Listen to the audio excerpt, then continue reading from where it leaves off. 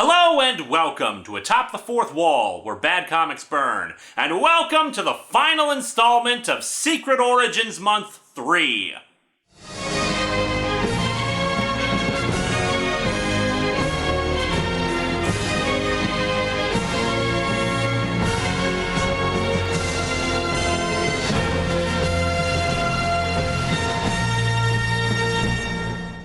Today we look at the Incredible Hulk, whose origins actually find their roots in classic horror stories and movies. Specifically, Stan Lee has said that the main inspiration for the Hulk was the 1931 Universal version of Frankenstein. Lee always felt that the monster wasn't really a bad guy. He was just misunderstood, and it was the hate and fear of everyone else that drove it occasionally to do terrible things. And having seen the first 4 Frankenstein movies, yeah, that's not an inaccurate take on it. Hell, the first time the monster kills someone, it's out of self-defense because Fritz was an asshole who kept whipping him and hurling abuse for absolutely no friggin' reason.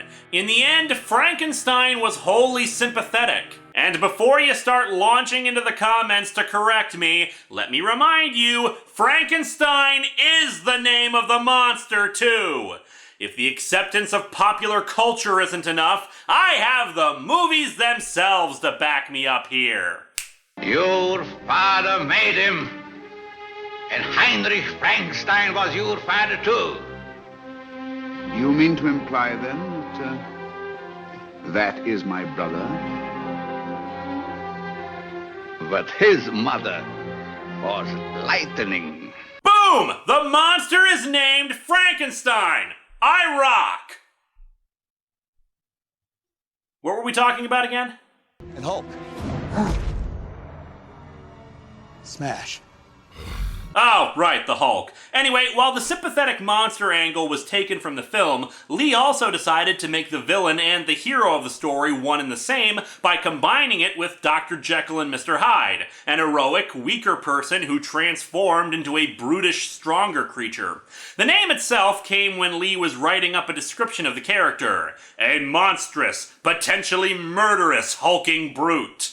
What's rather amusing to me is that the most popular incarnations of the Hulk outside of comic books, namely the live-action adaptations, always tell a different origin story than this comic. In the Incredible Hulk TV series, David Banner is exposed to high levels of gamma radiation from a science-y doodad, and that turns him into the Hulk. Both the Ang Lee and Louis Leterrier films used this as the origin, while pretty much every animated version uses the comic version. Now, the TV series invented its origin because they wanted it less comic bookish and more realistic. And I say realistic is probably not the word you want to throw around when talking about a guy who transforms into an enormous green rage monster. Also, if you don't want it to be like a comic book, then perhaps you shouldn't adapt a comic book character. Or maybe it was just because the Hulk's origin story is pretty much the same as the Amazing Colossal Man. Wait a minute, what the hell am I doing out here? Oh! Well, live and learn. So let's dig into the Incredible Hulk #1 and see the beginnings of the Jolly Green Giant, who was actually gray at first. We'll get into that after the theme song. Welcome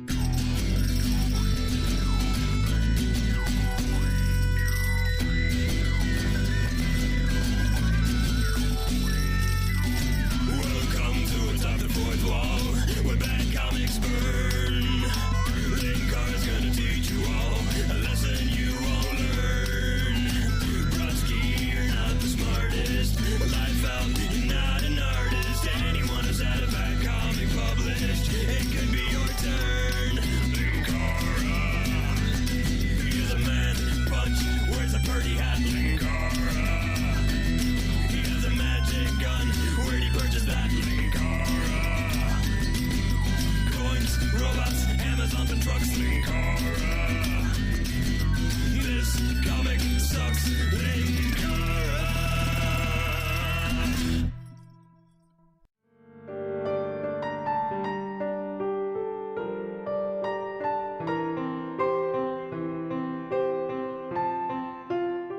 Stan Lee had originally intended for the Hulk to be gray, as we see in the original story and on this cover. However, they apparently had problems keeping the gray color consistent in the story, so it was decided to make him green.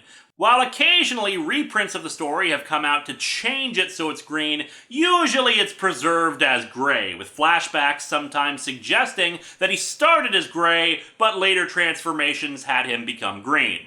However, in an amusing twist, they later used the Grey Hulk idea by having Bruce Banner suffer from dissociative identity disorder, and the Grey Hulk was somewhere between the two. Not as strong as the Hulk, but not as smart as Banner. And then there's the Red Hulk, but that's a story for another day. The cover's pretty good. Bruce Banner and the Hulk are framed in the center, with the Hulk towering over him, and we can't really tell if he's in transformation or if we're seeing a residual image of Banner inside of the Hulk, as it were. I'd assume that's the case, what with everyone else on the cover aside from Banner having washed out colors, and the fact that the people around him are reacting to the Hulk. The strangest man of all time! Ho, 1960s, let me introduce you to a guy named Tommy Wiseau.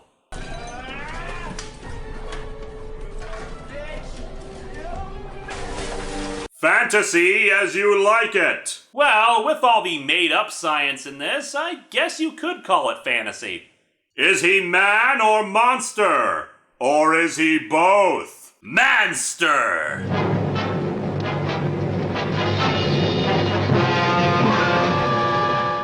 We begin with a splash page featuring the gargantuan Hulk.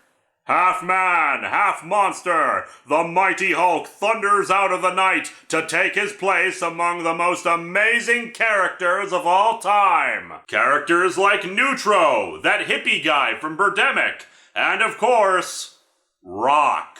This happens to be the most sophisticated life form that it has ever been my good fortune to come across. Present company not accepted. Life, but it looks like A rock, yes. We open in an unnamed desert. Alone in the desert stands the most awesome weapon ever created by man, the incredible G-Bomb. Here we have its predecessor, the F-Bomb, but somehow it's not as impressive, and yet somehow more offensive.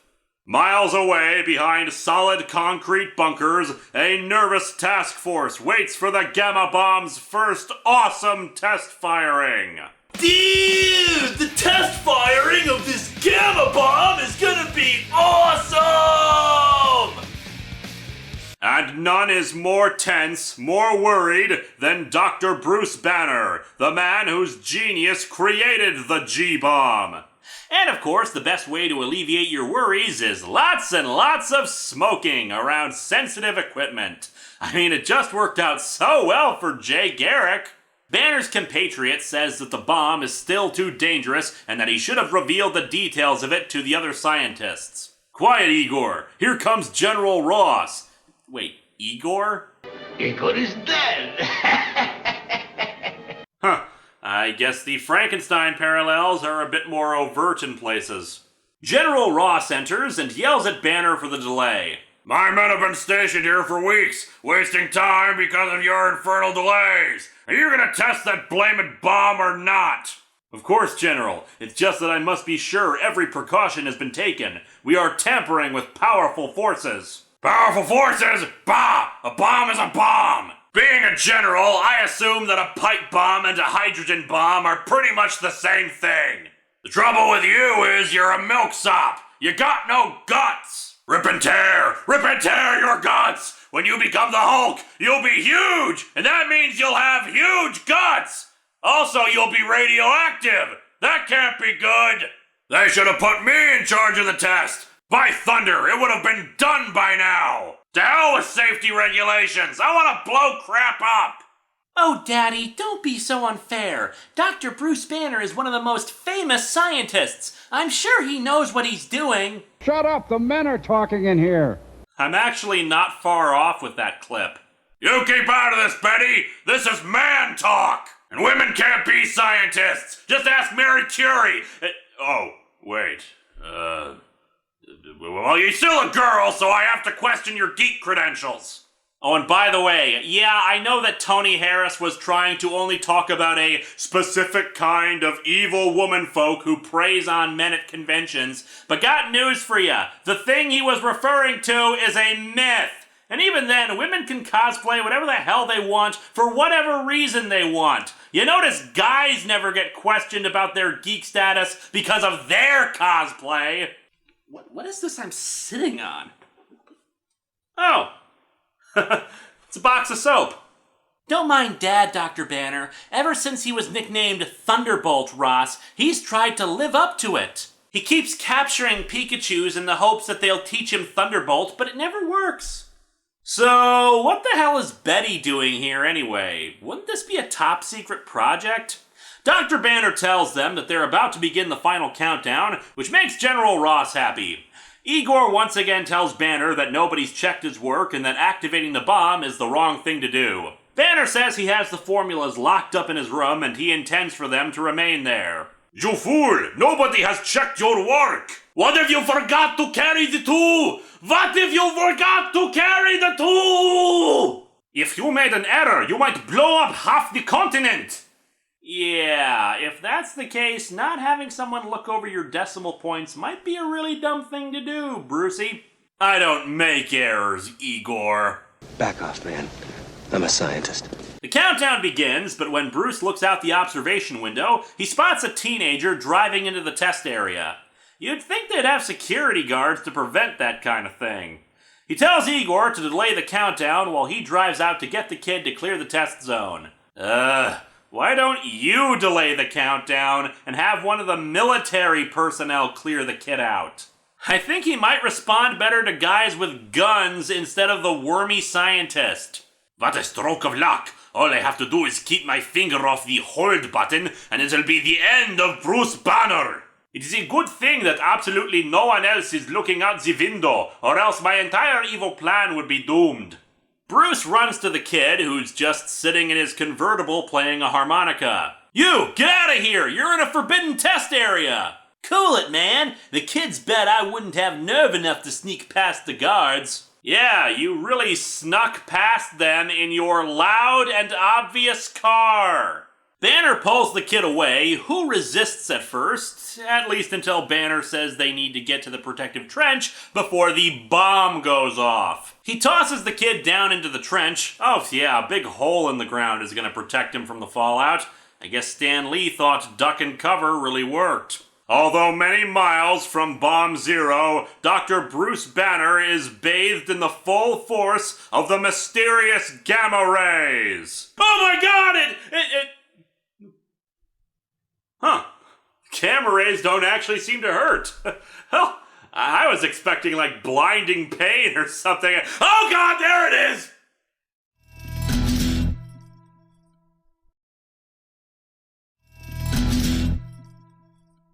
Hours later, Banner awakens on a hospital bed, evidently none the worse for wear.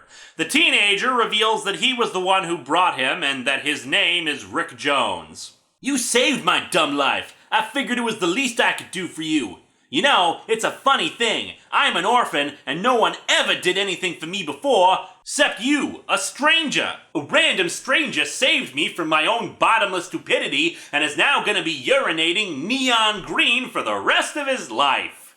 Hours later, the two are still in the hospital room. Banner believes they're being kept there so he can die, since it's otherwise not possible for someone to absorb as much radiation as he has without, dying and all. As the moon comes out, a nearby Geiger counter starts reacting, and Banner's body quickly and radically alters. He grows a few feet, turns gray, and shreds his clothes. Hey, look at you! You changed! Rick Jones, proud graduate of the No Friggin' Duh School of Observational Study. The Hulk, actually displaying the ability to speak complete sentences, shoves Rick out of the way and is confused by his surroundings. In his anger, he starts smashing at the walls. Oh yeah! The military personnel spot the Hulk escaping, but he just smashes their car and proceeds out into the desert. Have to go! Have to get away! To hide! Hulk no have insurance for crash! Rick Jones follows after him, feeling he still owes Banner his life and feels that the creature needs him now. We then begin part 2 of the exact same story in the exact same comic, with separation of the two segments only happening because of advertisements in the comic. The Hulk hides behind some conveniently placed rocks while the military forces run past, and really I'm just confused by the fact that they're supposed to be in the desert, and yet there's quite a bit of tall grass. Fan out, men! We've got to find that Hulk! And thus a name is given to Bruce Banner's other self. A name which is destined to become immortal. You know, I keep seeing these old comics proclaim that the characters we're reading about are gonna have long histories or something prophetic like that. You think we ever have a story that just proclaimed, this character will only be an historical footnote after his tragic death from rampaging llamas? The Hulk smashes through whatever's in his way as they circle back towards Bruce Banner's cottage so he can get to the formulas he had made for the Gamma Bomb. They reach the cabin and find Igor inside searching through papers to try to find the formula. He tries to shoot the Hulk, but the bullets do nothing. The Hulk grabs the gun from him. So, this is what the puny humans fear! Colt 45, semi-automatic. Play-Doh. No, it's impossible! You aren't human! Human? Why should I want to be human? Spock, you want to know something? Everybody's human. The Hulk tosses Igor across the table. Looks like he twisted the dude for good measure.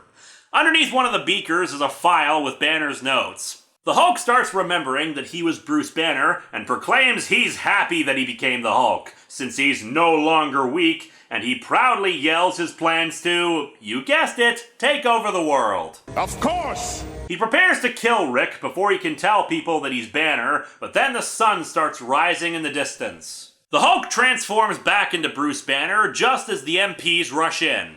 When they find Igor, they realize he's a spy and believe he was in league with the Hulk. An officer is wondering about Banner's condition, but all the other officers who saw the Hulk in the dark give conflicting reports about what he looked like, so they don't believe Banner's involved. Betty tries to comfort Bruce because of how ill he seems to be, and clearly there's some attraction there. They ask her to leave on the pretense of letting Bruce get some rest, and then talk about what happened. Remember, I became the Hulk when night fell, and returned to my normal self at daybreak. My God, the Hulk is a werewolf! Bruce is of course worried about what will happen when the sun goes down again. But enough of the pathos and dread, let's check up on Igor. The American fools think I am defeated, but not yet. No, they shall soon learn that even in a cell, Igor can be dangerous. For they do not suspect that pasted onto my thumbnail is a sub-miniature transistor shortwave sending set. Transistors? Damn you, Tony Stark! A set with which I shall now send a secret message to behind the Iron Curtain. And of course, we cut to thousands of miles away. Comrade, I am receiving a code message from Igor. Quick, let me have it. Okay, let's see this. Dear friend, I am Nigerian royalty. The commies decide that they need to give this message to the Gargoyle. We see a line of officers pass on the message since none of them want to face the Gargoyle, who they say is the most feared man in all of Asia. They slip the message under his door and we get a good look at the guy. And he doesn't look like a gargoyle. He looks like a pink dude with an oversized head.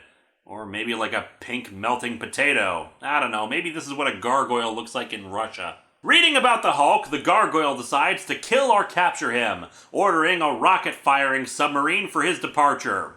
As such, we see the latest model Red Sub travel out to sea and launch an experimental man-carrying rocket. In turn, the USA's missile defenses launch countermeasures to destroy the missile, and the Gargoyle's little missile will probably cause an international incident, but whatever. But the nose cone of the missile ejects, carrying the Gargoyle to US soil. So, what was the plan if the Americans hadn't blown up the missile? Anyway, Rick and Bruce are driving out of the military base. Bruce hopes that if he transforms back into the Hulk, he can do it in a big, wide-open space where he can't do any harm. However, he apparently waited too late since he starts transforming into the Hulk while they're driving. The car crashes and the two crawl from the wreckage. Also, Bruce Banner's clothes are apparently one size fits all because his outfit remains pretty much intact and looks like it fits the Hulk pretty well too. The Hulk wants to go see Betty and Rick is unable to stop him. We cut to the home of General Ross and Betty, where the General is no doubt reading about the teen troubles in Hatton Corners. He spots his daughter acting apprehensive and worried. What is it, girl? You seem troubled all day. Oh, Dad, if only things were as simple as in your day, when a cavalry charge or a squad of infantrymen could solve anything. Perpetual motion machines, cold fusion, Fermat's last theorem, infantrymen could solve anything. But today, with the strange, almost supernatural forces all around us, I feel as though we're on the brink of some fantastic, unimaginable adventure. Ah, jeez, my daughter's been huffing paint fumes again. And what supernatural forces? Is there a completely unrelated haunted house story happening to Betty that we're not seeing? Anyway, General Ross tells her to get some fresh air and she steps outside, only for the Hulk to arrive. She faints at the sight of him, Rick Jones trying to get him to leave her and get away before he's found again. However, the gargoyle arrives and aims a gun at them. However, it turns out this is some kind of mind control gun, since when he shoots it at Rick and the Hulk, they immediately obey his commands, and they commandeer a truck and its driver. So, the dude has a mind control gun? How did the Soviets not win the Cold War if they had mind control guns? They arrive at the coastline where Soviet officers are waiting for them. They go into a submarine or a boat or something, launch out of that in a jet to the edge of space, and then glide back behind the Iron Curtain. This is really a lot of steps in the escape plan. Why couldn't they just take the boat or submarine or whatever? If it was already so close to American soil, that implies it was able to get into American waters without any trouble. Anyway, day breaks and the Hulk reverts back to Bruce Banner. The gargoyle is naturally pissed that the Hulk is gone, and he deduces that the two are the same person. However, the gargoyle starts monologuing about how sucky it is to be the gargoyle. For no reason. But why? Why would you want to be a monster? You must be insane. It's the most horrible thing in the world to be a freak. A gargoyle, like me! Dude, just wait until the internet is invented and you'll have like 5 different fetishes built around you. Wait, listen to me. I cannot stop myself from turning into the Hulk, but your case is different. I've seen cases like yours. I know how to cure you. By radiation! Oh, well, naturally. I mean, radiation has done nothing but good so far, right, Doc? Also, radiation doesn't work that way! But although your features would become normal, your brain would suffer. Just like fans of... Hello, the management has removed this joke because it was far too obvious. As such, feel free to make up your own thing that you dislike for this joke and place it here for your own amusement. You would no longer be a brilliant scientist. Only a science major has a giant head like this! So, yeah, using the power of radiation, Bruce Banner transforms the gargoyle into a normal-looking bald guy. The gargoyle walks over to a portrait of another bald guy and starts ranting at it. It was because of you that I became what I was, because I worked on your secret bomb tests, but it took an American to cure me. And now that I am no longer a gargoyle, I can defy you and all you stand for, like a man! Now you're a man! I think we might be missing a few scenes. The gargoyle helps them escape, knocking out a bunch of the guards and giving them access to his escape rocket. The gargoyle activates some kind of self-destruct switch on the base, and so our comic ends with Rick and Bruce on their way back to the States, where they were no doubt shot down by American missiles if the first attempt earlier was any indication. This origin story starts out really well, but then it starts to fall apart near the end. The most striking difference in the origin with the modern version of the Hulk is how the transformation is triggered. In this original story, it was kind of like a reverse Superman, with the lack of the sun making Bruce Banner change and the sun restoring him. He's also a bit more intelligent than the Hulk Smash version that came about later, but I mentioned the Grey Hulk idea earlier. The story itself is pretty solid, right up until Igor signals the commies. Once the gargoyle enters the picture, this stops being a story about a guy who's transforming into a monster, and instead about an American scientist and his plucky assistant getting kidnapped, and he somehow knows how to cure chronic unattractiveness, or whatever the hell the gargoyle was suffering from. Still, the way Bruce Banner became the Hulk was pretty damn good, and the dialogue actually felt a lot less stilted than other Silver Age books tended to be. Well, Secret Origins Month 3 has concluded. Next year, we may even finally get to the Avengers, but we'll see. Next month, however...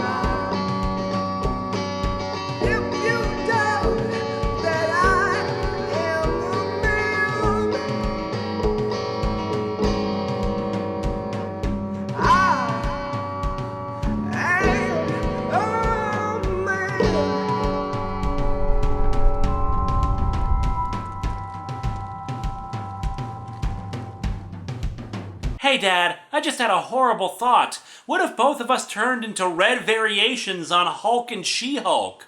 Well, that'd just be kinda stupid, honey.